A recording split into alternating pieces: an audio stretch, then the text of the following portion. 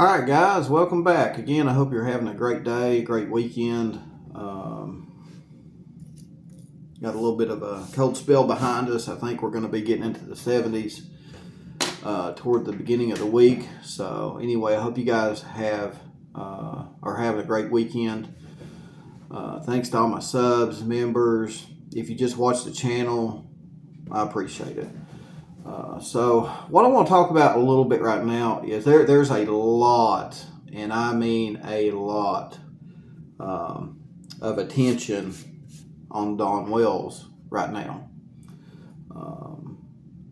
Especially a lot of attention with his, we'll just say past behavior with his, family members. And when listening to everything in the Summer Wells case, we're hearing from people that not only did they know Don and Candace from, way back when. I've heard from people that knew Don and Candace that lived in Arkansas. We got to hear from, obviously, Hunter, Allison, all those people. We got to hear from neighbors, and speaking of neighbors, JODISUE has really,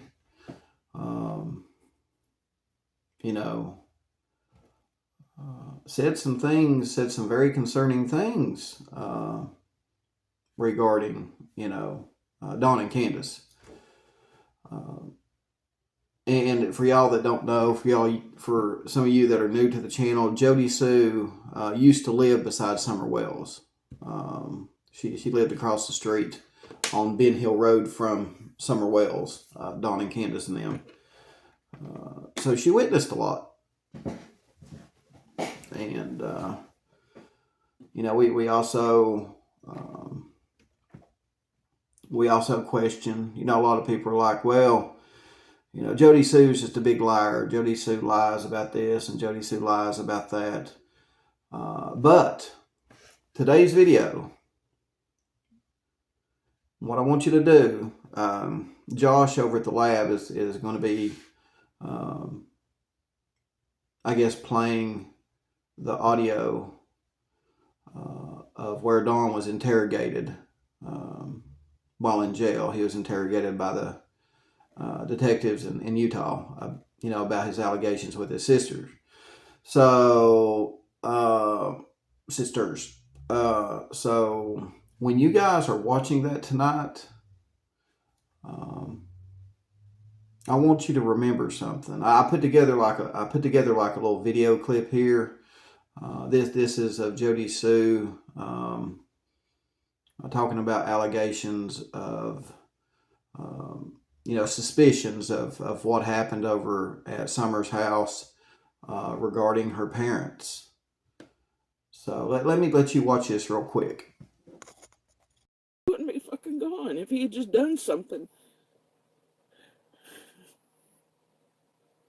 He would have had the proof everybody else who called in didn't. It's that simple. But he hid it from everybody. He fucking hid it. Why? After she vanished, then he tells me he watched him beat her. Never said a fucking word. So, but he hid the abuse happening this summer. And he may have very well helped with other very bad things. Or he wouldn't have hid the abuse happening to her. He wouldn't have turned a blind eye when we kept seeing her pull at herself and stuff. In some of the last days before she vanished, he wouldn't have bitched at me. He wouldn't have slept just fine. He wouldn't have been beating the shit out of me, telling me to shut the fuck up about Summer. Sleeping just fine while she was gone. I never even really seen him spank the kids or anything. But he watched full-on abuse over there. And told me so. But only after Summer vanished. That's why he was so certain they had murdered Summer. This next part. All right, guys. So there it is. There's what I put together for you. And so tonight, when Josh over at the lab lets you hear what he has, I want you to keep this in the back of your mind. Again, JODISUE says it. I got it still pulled up here on the computer. Let me play it for you. And I think it was used being given. I think they were being given what Andy was selling. And I think it was used for very, very bad shit.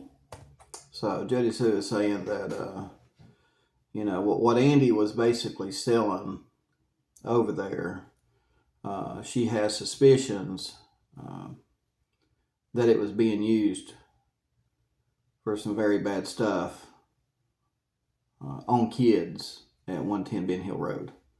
Again, guys,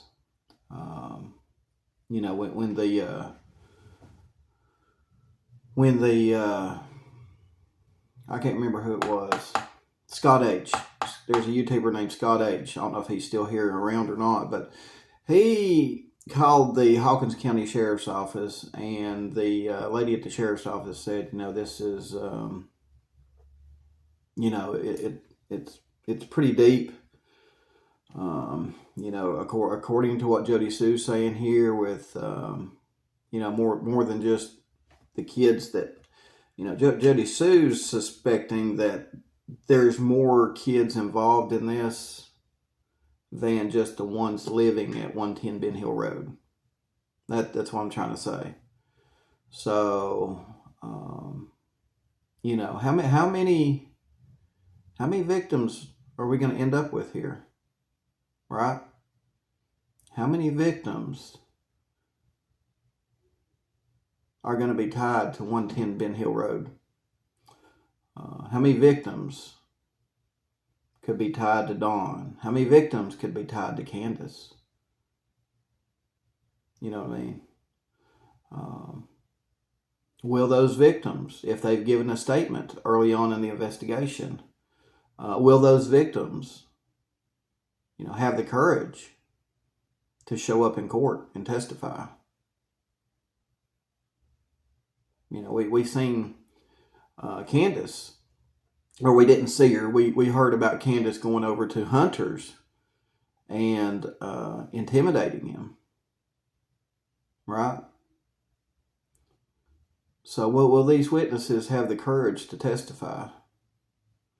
And speaking of that, CANDUS, going over there and trying to intimidate Hunter, I'm kind of seeing a pattern here of intimidation. And it goes back.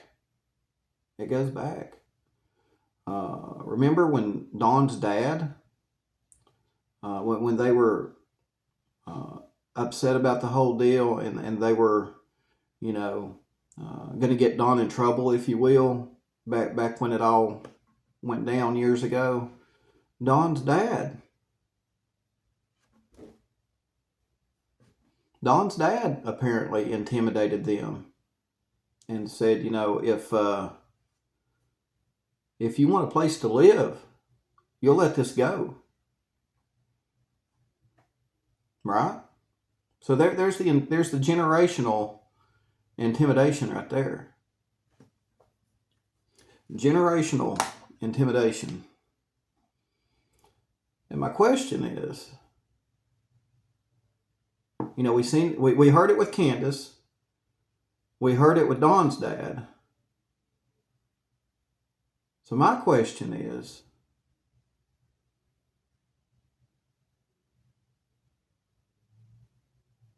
did this intimidation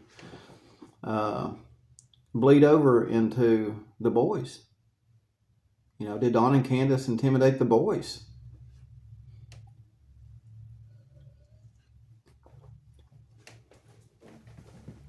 Is there a lot of, I guess you could say, witness intimidation now? Was there any witness intimidation going on with the boys?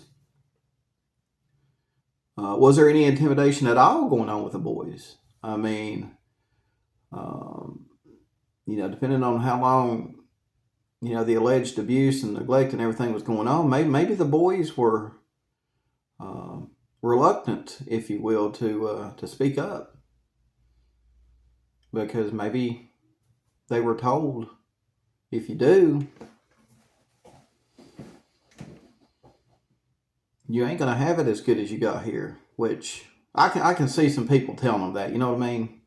I can see some really sick people telling them that. Which, in all reality, their environment there wasn't great to begin with. So, were the boys, were all the kids at 110 Ben Hill Road, were they intimidated into letting it go, keeping it quiet? Better not say a word, because you don't want to end up where you're going to end up if we all get in trouble. But we all know now, the boys have it 10 times better than they did. Don and Candace and Tim are just sore losers putting stuff on social media. They're sore losers. In my opinion, they're trying to intimidate CPS, which it ain't going to work. And again, as I wrap things up here, with all this coming out, all this nasty behavior coming out, this supposed nasty behavior, how can anybody support it?